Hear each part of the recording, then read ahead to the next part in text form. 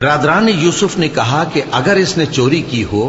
تو کچھ عجب نہیں کہ اس کے ایک بھائی نے بھی پہلے چوری کی تھی، مگر یوسف نے اس بات کو اپنے دل میں مخفی رکھا اور ان پر ظاہر نہ ہونے دیا، یعنی زیر لب کہا کہ تم بڑے برے ہو اور جو تم بیان کرتے ہو اللہ اسے خوب جانتا ہے۔ وہ کہنے لگے کہ اے عزیز، اس کے والد بہت بوڑھے ہیں اور اس سے بہت محبت رکھتے ہیں، تو اس کو چھوڑ دیجئے اور اس کی جگہ ہم میں سے کسی کو رکھ لیجئے،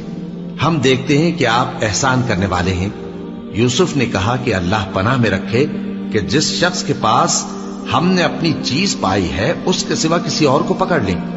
ایسا کریں تو ہم بڑے بے انصاف ہیں۔ آخر جب وہ اس سے نا امید ہو گئے تو الگ ہو کر صلاح کرنے لگے۔ سب سے بڑے نے کہا،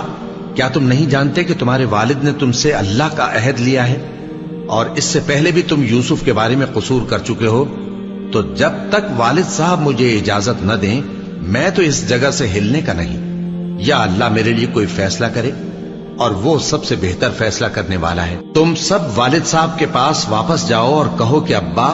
آپ کے صاحبزادے نے وہاں جا کر چوری کی اور ہم نے تو اپنی دانست کے مطابق آپ سے اس کے لے آنے کا عہد کیا تھا، مگر ہم غیب کی باتوں کے جاننے اور یاد رکھنے والے تو نہیں تھے، اور جس بستی میں ہم ٹھہرے تھے وہاں سے یعنی اہل مصر سے اور جس قافلے میں آئے ہیں اس سے دریافت کر لیجئے، اور ہم اس بیان میں بالکل سچے ہیں۔ جب انہوں نے یہ بات یعقوب سے آ کر کہی تو انہوں نے کہا کہ حقیقت یوں نہیں ہے،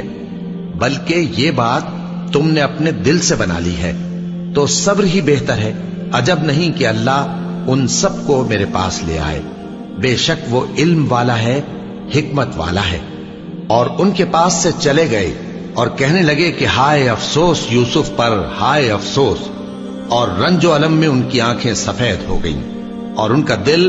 غم سے بھر رہا تھا۔ بیٹے کہنے لگے کہ واللہ آپ تو یوسف کو اسی طرح یاد ہی کرتے رہیں گے یہاں تک کہ آپ گھل جائیں گے یا جان ہی دے دیں گے۔